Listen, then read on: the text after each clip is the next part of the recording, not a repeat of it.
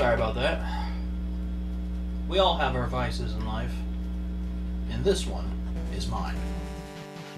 Yeah, to be exact, this is Vice Project Doom for the Nintendo Entertainment System. Now that is what you call a game with a bad name. It's also got bad artwork to match. The Japanese original is called Gun Deck.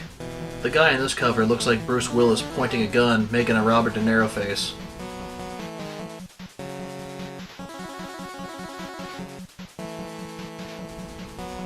Let's check it out.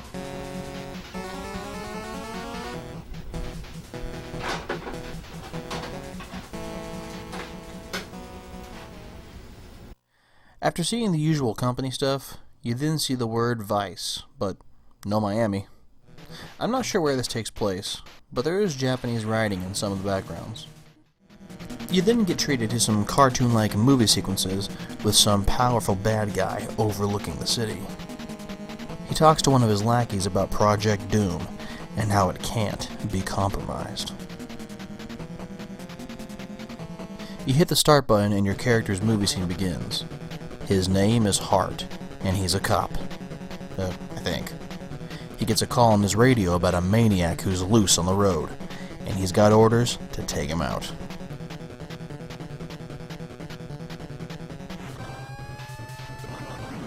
Now we're playing a clone of Spy Hunter. Look at how filthy the street is. And on top of that, I don't think these cars are out to get Hart. So, are we blasting innocent civilians now?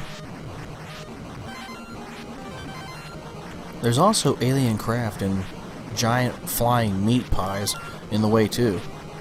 Jeez, take the subway in this city. You do finally find the maniac, and welcome to the first boss in the game. He's honestly pretty easy. You'll probably defeat him on your first try.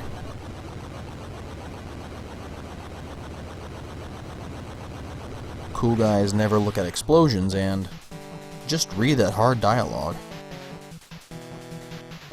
Turns out this maniac isn't human, and had pretty advanced weaponry on him.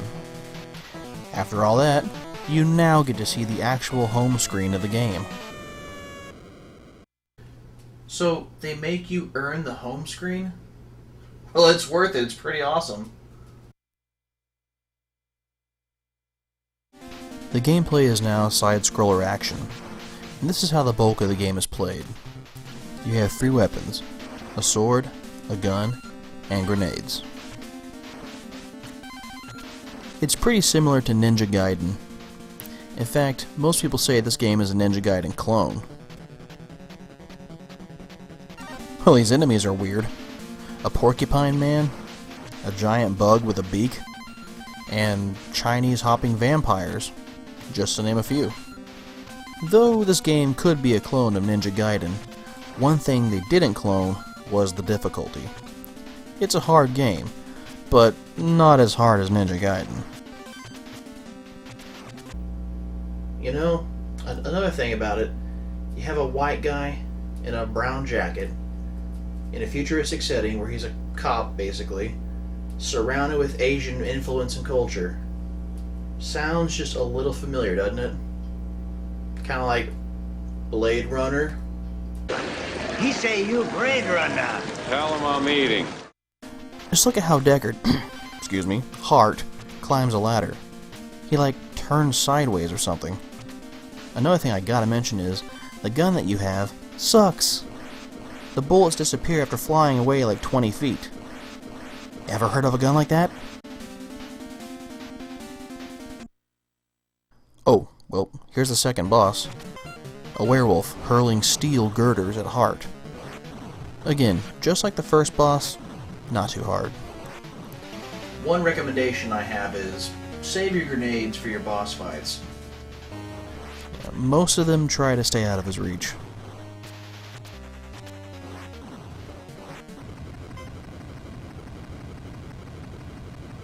Of course, between each level is movie cutscenes which further the storyline. They seem to be worried about this Kim Ron guy. We are now at, I guess, Kim Ron's hideout. This level has attacking Komusos, or Monks of Emptiness. It also has Ichabod Clay from Clay Fighters. This level's boss looks like Magneto with a bow staff. Yeah, so, in my opinion, this is the hardest boss fight in the whole game.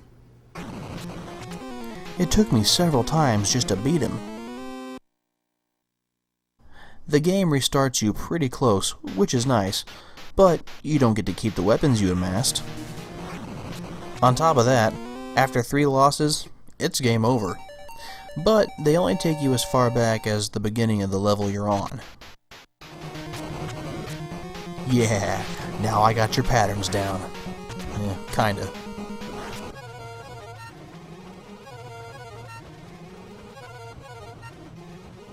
Whew! Just barely won that one. After another movie scene, you then go to what looks like a studio or a sound stage. And after that, we have a shooting stage. But no light gun, just move the cursor around and click. One thing I don't like about it is that you can actually run out of ammo. Really? Then after you beat that, it's back to the side-scroller gameplay. And I ask you, what is a Ninja Gaiden clone without birds? And of course, that legendary get hit, fly back 4 feet nonsense. I like this red ninja right here. Every time you kill him, he drops a Mountain Dew Frostbite, and that heals heart. So, make him respawn and load up on those artificial flavors.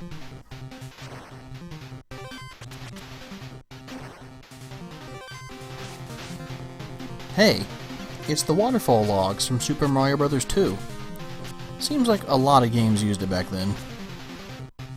See, this level right here makes me think of Castlevania. It has these deadly regenerating vines and fire-breathing fish. The next boss, once again, isn't that hard. Just be sure to smack that blue orb weak spot. Honestly, the rest of the bosses are pretty easy. It's like they put all their efforts into Kung Fu Magneto.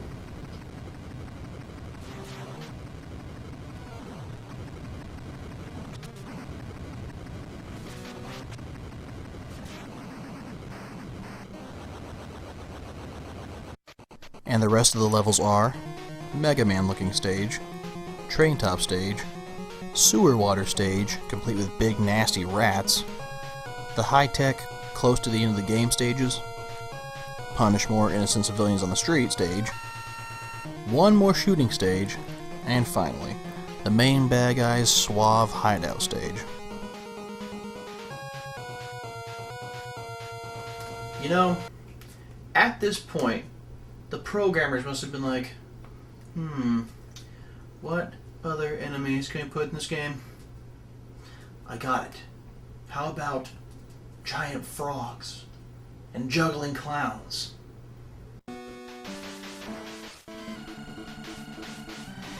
I do like this clown near the ladder. He also supplies heart with Mountain Dew Frostbites. Do the do. Okay, this part of the game flat out plays dirty. You have to jump to these crumbling ledges that fall apart after like 3 seconds, while dodging 2 red ninjas that throw 3 knives each.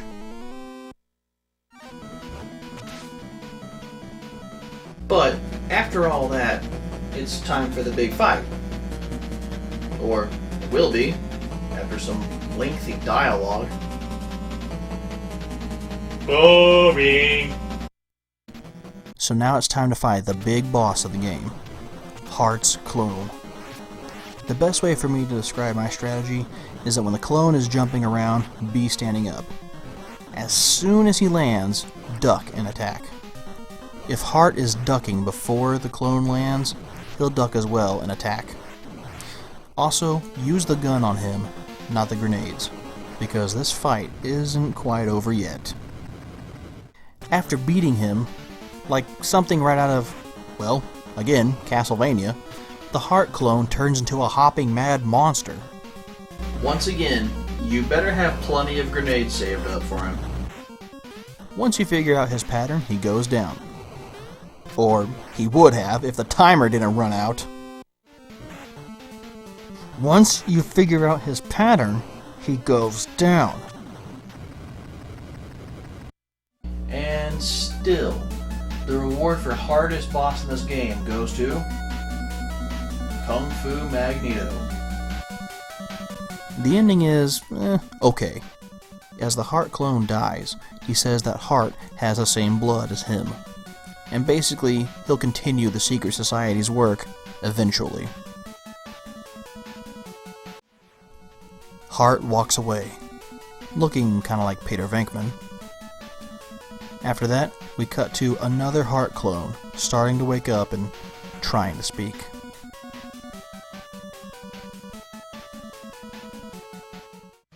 Well, Ninja Gaiden clone or not, I say it's still a pretty good game.